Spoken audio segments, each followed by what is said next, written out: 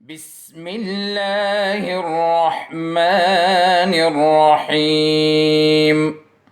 बिस्मिल्लाहिर्रहमानिर्रहीम। अस्सलाम वालेकुम स्टूडेंट्स। आज हम लोग एक्सरसाइज नंबर 2.3 करेंगे जो आपके सेकंड चैप्टर का लास्ट एक्सरसाइज है।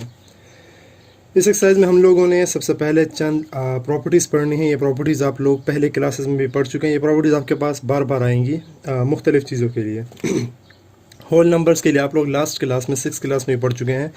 प्रॉपर्टीज़ आपने पढ़ी थी कम्यूटेटिव, एसोसिएटिव, ये प्रॉपर्टीज़, डिस्ट्रीब्यूटिव प्रॉपर्टी, ये प्रॉपर्टीज़ आप लोगों ने पढ़ी हुई हैं।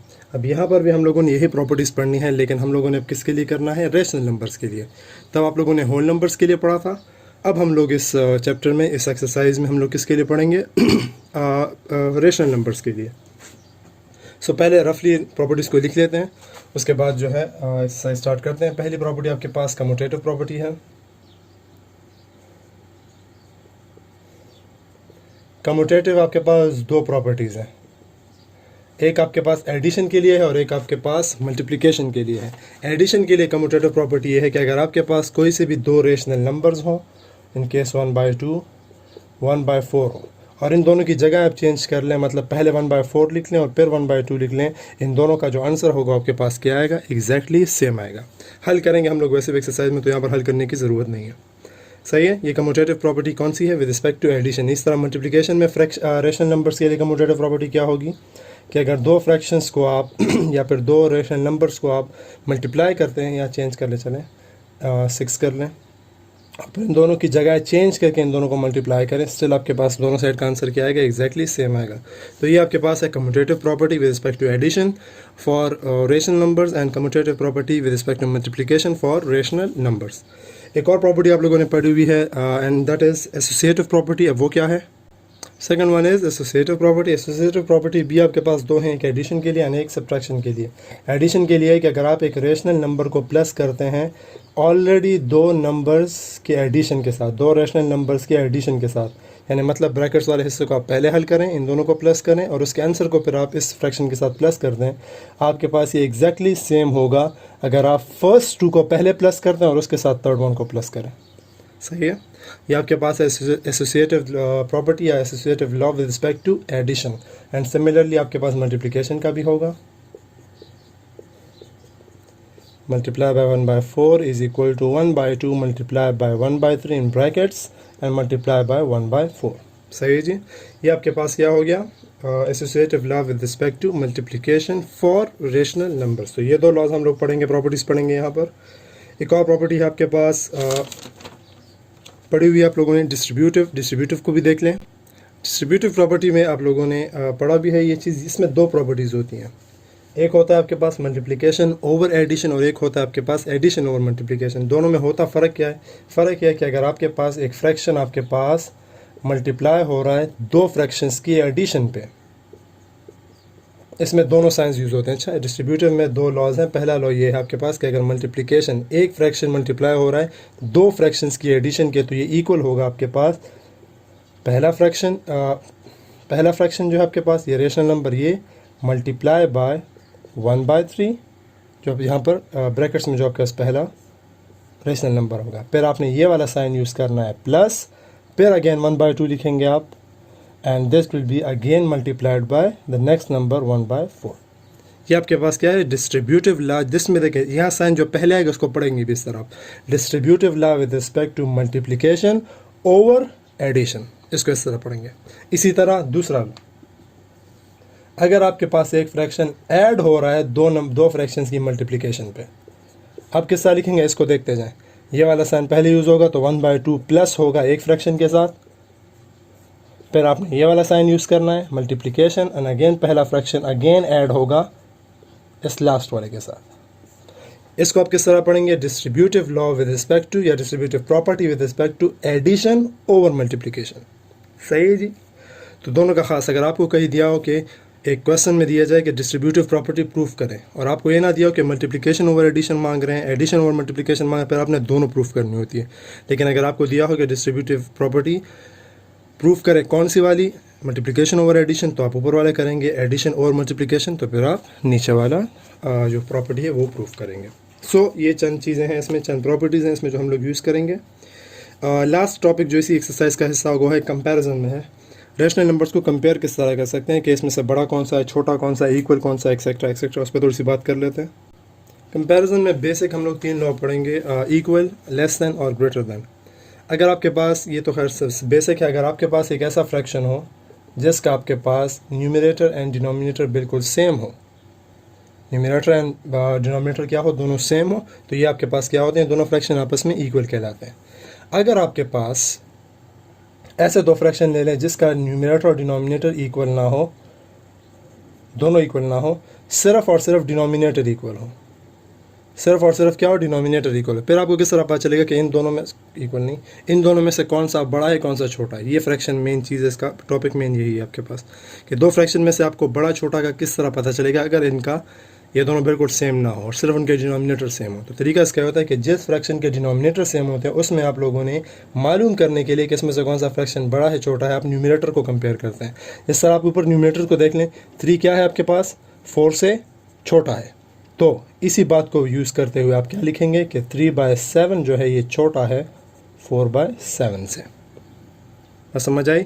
अगर आपके पास 2 फ्रैक्शंस में क्या हो, डिनोमिनेटर सेम हो, तो फिर आपने क्या करना होगा, बड़ा छोटा मालूम करने के लिए आप क्या करेंगे, सिर्फ और सिर्फ न्यूमरेटर्स को कंपेयर करेंगे, 3 और 4 को कंपेयर करेंगे ऊपर वाले नंबर्स को। अगर आपके पास जो नंबर इसमें छोटा होगा वो वाला फ्रैक्शन भी छोटा होगा, जो नंबर बड़ा होगा न्यूमरेटर में वो फ्रैक्शन भी बड़ा होगा। लेकिन अगर आपके पास ऐसा केस आ जाए,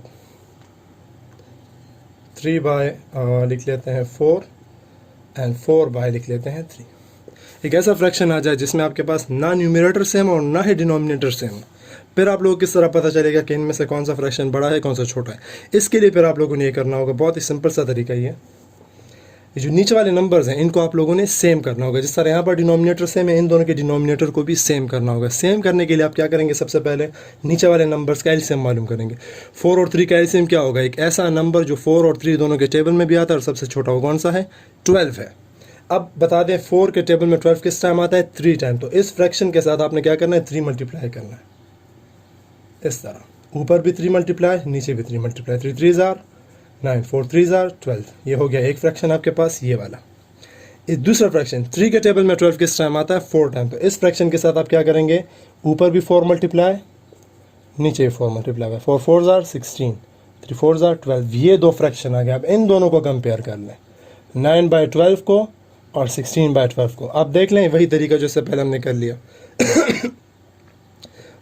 सॉरी, दोनों का आपके पास क्या है, डिनोमिनेटर सेम है, यहाँ पे भी दोनों डिनोमिनेटर सेम हो गया आपके पास। अब ऊपर वाले नंबर्स को कंपेयर कर लें। As 9 is smaller than 16, so 9/12 is less than 16/12। यह हो गया आपके पास कंपेयर करने का तरीका, या फिर फ्रैक्शन को मालूम करने का तरीका कि कौन सा छोटा है और कौन सा बड़ा आपके पास रेशनल नंबर है या फिर फ्रैक्शन। सही है। तो जो आपके पास, जिसमें आपका डिनोमिनेटर सेम होगा वो तो आप लोग डायरेक्ट कर लेंगे, ऊपर नंबर्स को कंपेयर करके आंसर मालूम कर लेंगे। जिसमें आपके पास डिनोमिनेटर सेम ना हो उसमें आप लोगों ने सेम करना है थ्रू एलसीएम। पहले एलसीएम आप लोग सवाल के अंदर एलसीएम मालूम करने की ज़रूरत नहीं है, रफ में बस मालूम कर लिया कर एलसीएम, और बस वो एलसीएम जिस नंबर से आता है, मतलब 12 आ गया, फिर आपने चेक करना होगा 4 के टेबल में 12 किस टाइम आता है, 3 के टेबल में 12 किस टाइम आता है। वही नंबर ऊपर भी और नीचे भी मल्टीप्लाई कर लेंगे। जो 2 फ्रैक्शंस आपके पास आ जाए जिनका डिनोमिनेटर सेम हो, फिर आपने क्या करना होगा, यही मेथड करना होगा, न्यूमरेटर कंपेयर करके फ्रैक्शंस में से जो बड़ा है जो छोटा है वो आप लोग मालूम कर सकते हैं। सो ये टॉपिक्स है आपके पास 2.3 से पहले के। जितनी चीज़ें हमने इसमें यूज़ करनी वो सारे मैंने डिस्कस कर लिए हैं। तो आप एक्सरसाइज स्टार्ट कर लेते हैं। चलें फर्स्ट क्वेश्चन स्टार्ट करते हैं। फर्स्ट क्वेश्चन आपके पास है, put the correct sign greater than, less than और equal between the following pairs of rational numbers. आपको मुख्तलिफ रेशनल नंबर्स दिए हुए हैं थ्रू आउट। यहाँ पर हमने क्या करना है, उनको कंपेयर करना है कि उनमें से कौन सा आपके पास स्मॉलर है, ग्रेटर है या फिर इक्वल का साइन कौन सा यूज़ होगा। जहाँ जहाँ ये साइन यूज़ होंगे हम लोग वही साइन वहाँ पर यूज़ करेंगे। इस क्वेश्चन को अगर आप देख लें, दोनों का डिनोमिनेटर आपके पास क्या है, सेम नहीं है। तो डायरेक्टली 2 और 20 का एलसीएम मालूम करना है। ऐसा नंबर जो 20 के टेबल में भी आता है और 2 के टेबल में भी आता है वो कौन सा है, 20 है। सोल्यूशन में देख लें, as LCM of 220 is equal to 20। Now so ऐसे इसको लिख लें। अब क्या करना है आपने, देखें 20 तो यहाँ पर मौजूद है, इसको तो कुछ नहीं करना है। इस फ्रैक्शन के साथ आप क्या करेंगे, क्या मल्टीप्लाई करेंगे, 2 के साथ क्या मल्टीप्लाई करो जिससे 20 आ जाए? 10। ऊपर भी मल्टीप्लाई करेंगे, नीचे भी। आपका फ्रैक्शन क्या आ गया? 10 डिवाइडेड बाय 20। अब क्या कर ले? कंपेयर कर लेना आप।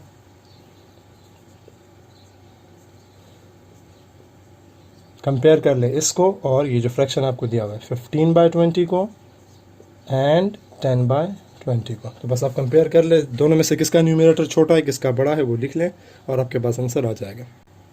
इस साइड पे देख लें, एज कौन सा इसमें से छोटा? As 15 is greater than 10। So कौन सा फ्रैक्शन बड़ा होगा? ये वाला फ्रैक्शन बड़ा हो जाएगा। 15/20 इज़ ग्रेटर दैन 10/20। एक और बात, अगर आपके पास फ्रैक्शन इस फॉर्म में आ जाए जिसमें आपके पास कटिंग हो सके तो कटिंग भी कर लिया करें, सही है। दोनों को देख लें आप, ये साइड भी कट हो सकती है, 5 के टेबल में भी हो सकती है। 5 3s are 5 4s are, यहाँ पर 5 2s are एंड 5 4s, बल्कि ये तो 10 के टेबल में कट हो सकता है। 10 1s are 10 2s are, सही है। तो फ्रैक्शन असल में क्या लिखेंगे आप? इस फॉर्म सिंप्लीफाइड फॉर्म में लिखेंगे 3/4 इज़ ग्रेटर दैन 1/2। ये आपके पास रिक्वायर्ड आंसर हो जाएगा। यहाँ पर भी आंसर काफ़ी है यहाँ तक, लेकिन अगर आपके पास कटिंग हो सकती है तो कटिंग कर लिया करें, सिंपलेस्ट फॉर्म में इसका आंसर छोड़ दिया करें, सही है जी। ये हो गया आपके पास फर्स्ट क्वेश्चन। एक और पार्ट करते हैं इसमें अब। ये आपके पास है second part, 2 divided by -3 and 1 divided bye 6।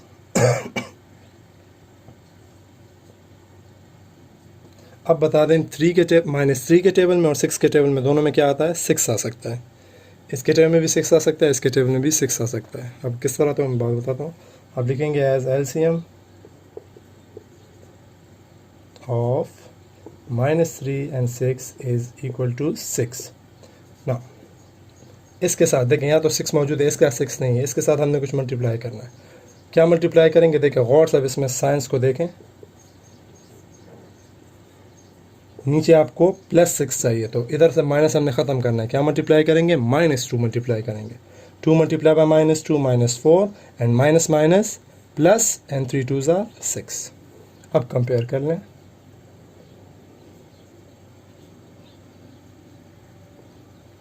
Comparing 1/6 and -4/6। अब कौन सा नंबर छोटा है? जाहिर सी बात है नेगेटिव नंबर जो होता है स्मॉलर होता है पॉजिटिव नंबर से। सो आपके पास -4 इज़ एज -4 इज़, या फिर चलें पहले 1 लिख लें क्योंकि पहले 1 लिखा हुआ है। 1 is greater then -4, so 1/6 is greater then -4/6। यहाँ पर भी देखिए दोबारा कटिंग हो सकती है। 2 2s are 4, 2 3s are 6। तो आंसर क्या आ जाएगा?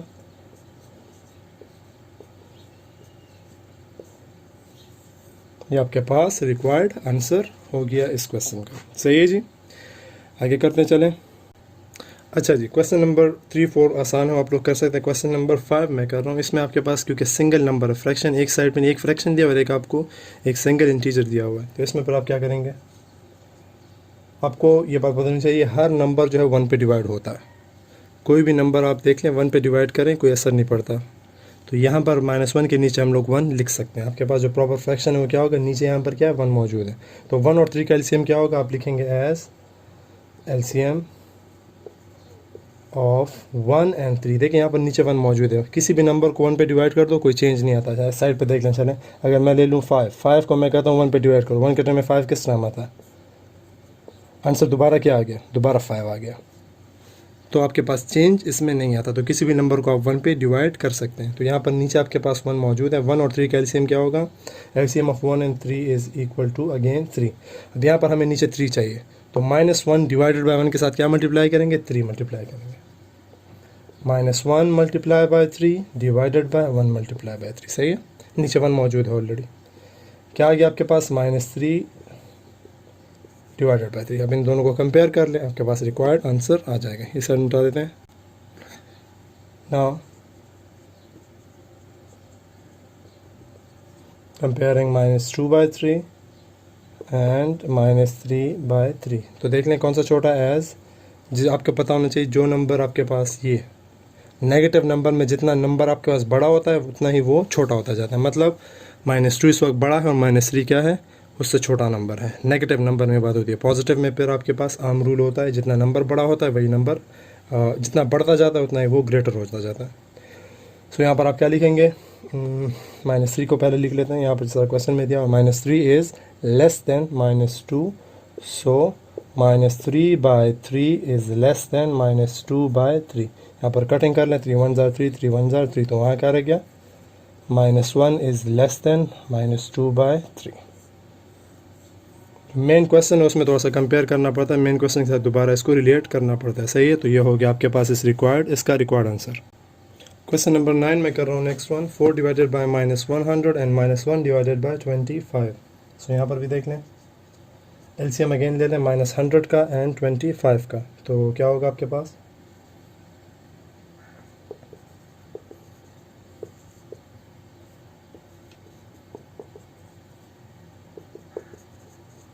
-100 ले लेते हैं, -100 पे हम लोग हल करेंगे इसको, क्या मल्टीप्लाई करें इसके साथ 25 के साथ, जिससे -100 आ जाए, क्या होगा आपके पास, -4। सही है, तो कंपेयर करते हैं इसको आप इसके साथ हम मल्टीप्लाई करेंगे, -4 ऊपर भी एंड -4 नीचे भी। सही है, माइनस माइनस प्लस आ जाएगा, 4 1 ज़ार 4, 25 multiply by 4 is equal to 100। Comparing,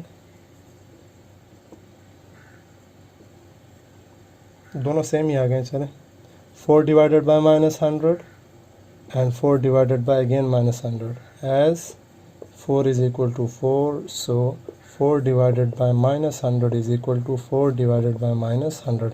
cutting कर ले, 4 1 ज़ार 4, 4 25 ज़ार 100, 4 1 ज़ार 4, 4 25 ज़ार 100। आंसर क्या आ गया, so 1 divided by -25 is equal to 1 divided by -25। आसान क्वेश्चन है, बेसिक क्वेश्चन है, इतने कोई मुश्किल है नहीं। बाकी पार्ट्स आप लोग को ट्राई कर लें इसके इस पर क्वेश्चन नंबर 1 के, वही आप लोग का आज का होमवर्क होगा। सही है, जो बाकी क्वेश्चन है 2 3 एंड क्वेश्चन नंबर 4 इंशाल्लाह फिर वो नेक्स्ट लेक्चर में इंशाल्लाह कंप्लीट करेंगे। चलें, ये होमवर्क कर लें और इंशाल्लाह इस लेक्चर तक इजाज़त दें। अल्लाह हाफ़िज़। अल्लाहुम्मा अंफ़अना बिमा अल्लमतना वअल्लिमना मा यंफ़अुना वज़िदना इल्मा।